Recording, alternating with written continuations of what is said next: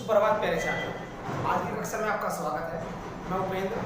आज परीक्षा के बाद पहली कक्षा हम प्रारंभ करने जा रहे हैं, लेकिन मैं आप सभी को बता दूं कि जो हम आज कार्य शुरू कराएंगे वो एक नई कॉपी में होगा और उस नई कॉपी को आपको बनाना है और उसमें कार्य किस तरीके से करना है वो भी मैं आपको बताने जा रहा हूँ। जैसे आपने क्षितिज पुस्तक की 2 भाग आपने किए थे, जिसमें शुरू में काव्य खंड था और बाद में आपने गद्य खंड किया था। ठीक इसी प्रकार आज आपको जो कॉपी बनानी है, मोटर रजिस्टर आपको बनाना होगा और उस मोटर रजिस्टर में आपको सबसे शुरू में व्याकरण का कार्य करना है, जिसके अंतर्गत हमारे पाठ 4 है। पहला जिसका नाम है हमारा उपसर्ग, और मैं आज आपके सामने वही शुरू करने जा रहा हूँ। आपको पहले डालना है पाठ 1 उपसर्ग। शुरू करते हैं आज का पाठ। देखिए, यह है हमारा उपसर्ग। क्या है उपसर्ग? उपसर्ग की परिभाषा जानने के लिए हमें जानना होगा कि उपसर्ग वास्तव में क्या होता है। उपसर्ग वह है, क्या है उपसर्ग? जो शब्दांश किसी शब्द के प्रारंभ में जुड़कर उसके अर्थ में विकार परिवर्तन, यानी कि या तो विकार कहें या उसे परिवर्तन कहें, उसे जो है हम उपसर्ग कहते हैं या फिर में उपसर्ग कहलाते हैं। उदाहरण के लिए कैसे देखते हैं कि हमारा पहला उदाहरण है मूल शब्द के रूप में फल। यदि हम उसके शुरू में उपसर्ग भी जोड़ दें तो एक जो नया शब्द बनेगा तो फल, उसके बराबर में हमने उपसर्ग जोड़ा और पूरा शब्द बन गया विफल। यानी कि फल एक खाद्य वस्तु थी जिसके प्रारंभ में हमने उपसर्ग जोड़ दिया तो उसका पूरा अर्थ बदल गया, जो कि एक विफल हुआ। उदाहरण नंबर 2 आइए पढ़ते हैं। उदाहरण 2 है हमारा 4। 4 एक संख्या है, 4 एक मूल संख्या है।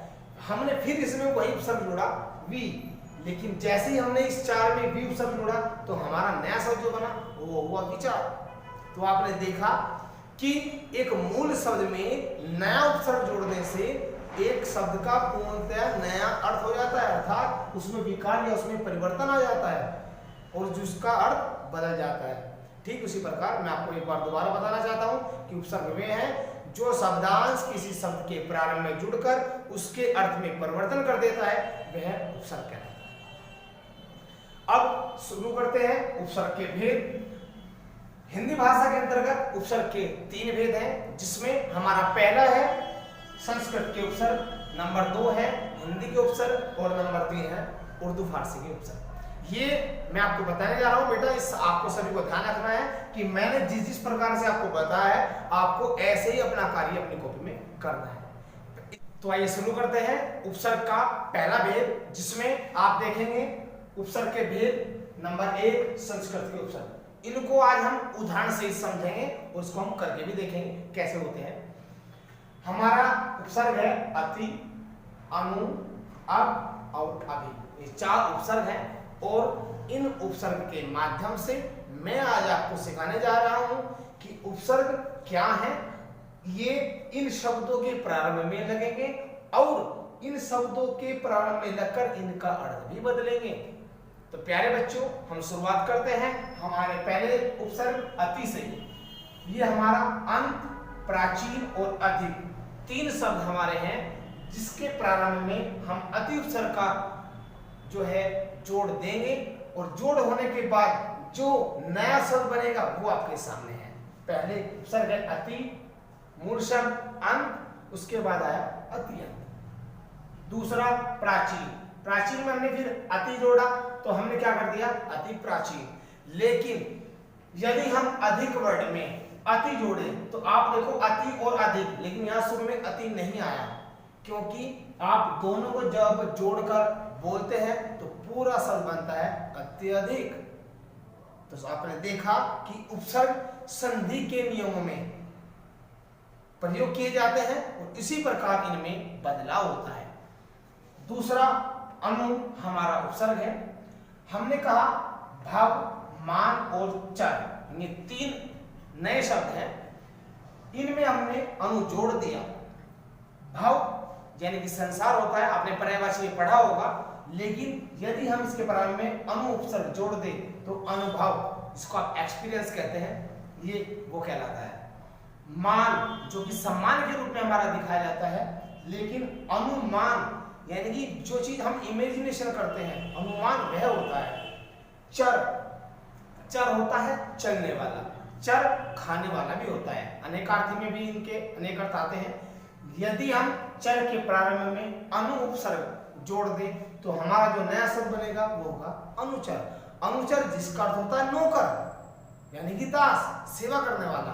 तो आपने देखा कि उपसर्गों ने इन शब्दों में कितना अर्थ बदलाव किया है।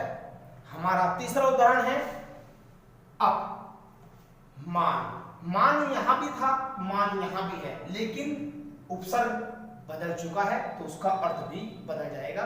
मान सम्मान था, लेकिन यहां अब जुड़ते ही इसका हो गया अपमान। दूसरा वाद, वाद जिसका अर्थ होता है बातचीत यानी कि बोलना। यहां हमने जो बोला अब उपसर्ग जोड़ते ही हमारा हो गया अपवाद। अपवाद यानी कि झगड़ा, जिसमें दो व्यक्तियों के बीच में जब झगड़ा होता है तो उनके बीच में होता है अपवाद।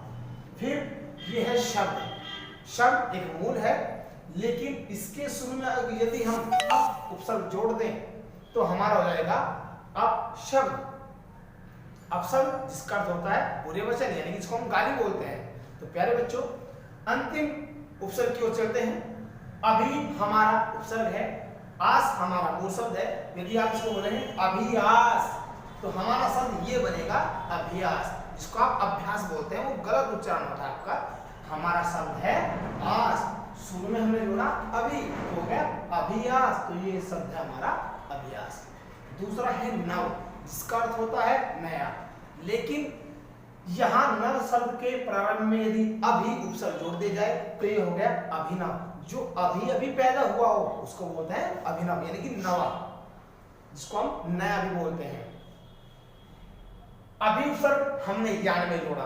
यान एक चलने वाला होता है जो कि हवा में या जमीन पर, जिसको हम जल के द्वारा चलाते हैं, वो होता है यान।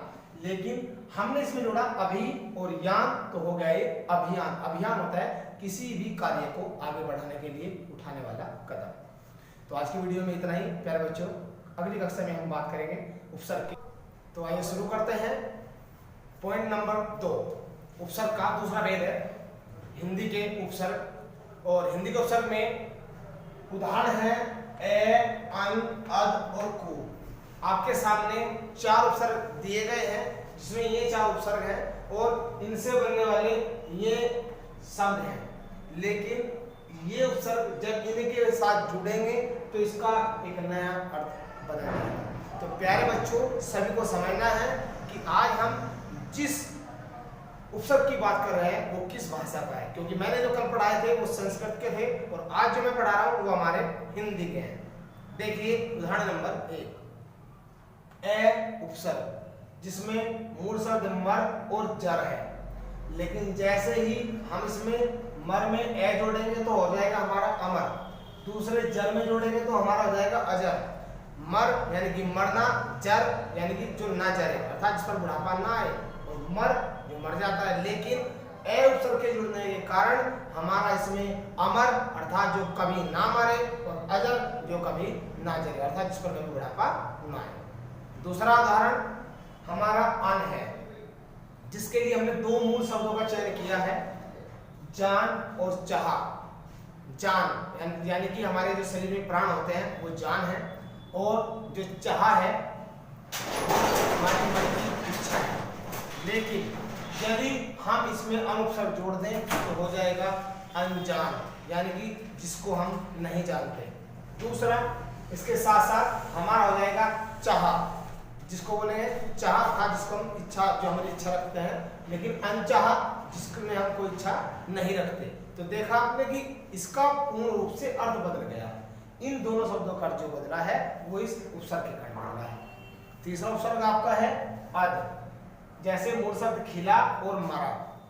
खिला अर्थात खिला हुआ और मरा जो मर चुका हो, लेकिन यदि उसमें अद खिला यानी कि खिले शब्द में हमने अद उपसर्ग जोड़ा है, और जिसके लिए हमने अद खिला शब्द नया बना दिया है। अद खिला जिसका आधा रूप खिला हुआ होता है, जैसे कली होती है।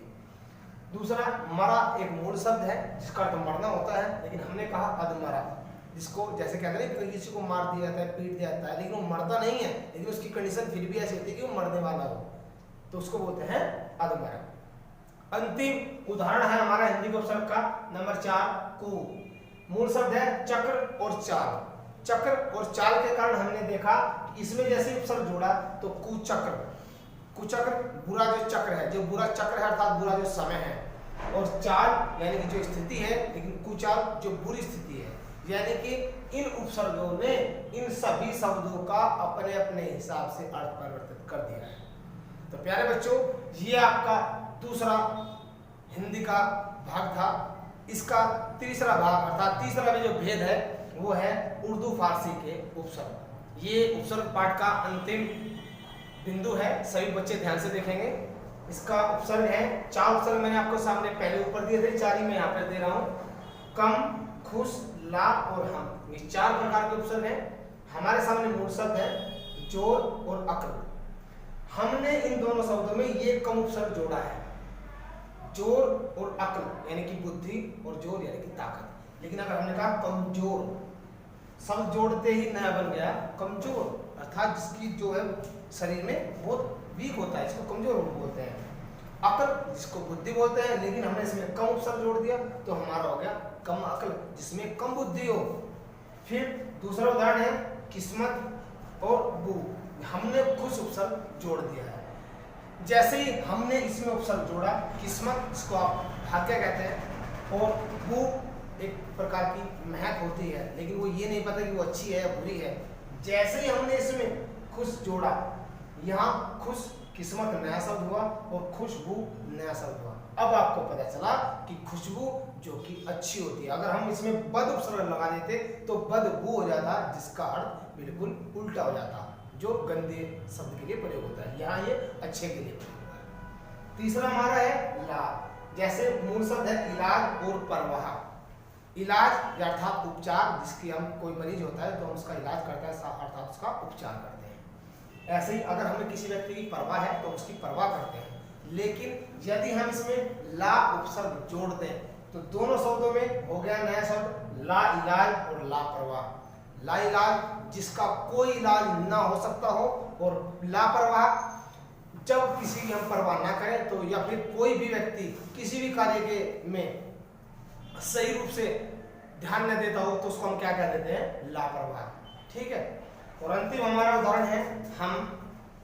उपसर्ग है और मूल शब्द है सफर और दर्द। हमने फिर इसमें वही उपसर्ग जोड़ा, हम सफर हम दर्द, तो नए शब्द बने हम सफर और हमदर्द। जबकि सफर यानी कि यात्रा होती है और दर्द यानी पीड़ा होती है, लेकिन हम उपसर्ग के जुड़ने के कारण हमने इसका हम सफर लिख दिया। हम सफर जो हमारे जिंदगी में साथ देता है उसको हम सफर बोलते हैं, और जो दर्द हुआ था वो एक प्रकार की पीड़ा थी, लेकिन हम उपसर्ग के जुड़ने के कारण हम दर्द हो गया। जो दर्द में अर्थात जो दुख में हमारा साथ देता है वही हमारा साथी होता है, उसको हम बोलते हैं हमदर्द। तो प्यारे बच्चों, आज की इस वीडियो में मैं आपको जो सिखाया है वो सही बच्चे ध्यान से सीखेंगे, और मेरा मानना है कि आप इस चीज से बहुत सेटिस्फाई होंगे। यदि किसी को कोई प्रॉब्लम है तो वो मुझसे शेयर कर सकता है। Thank you.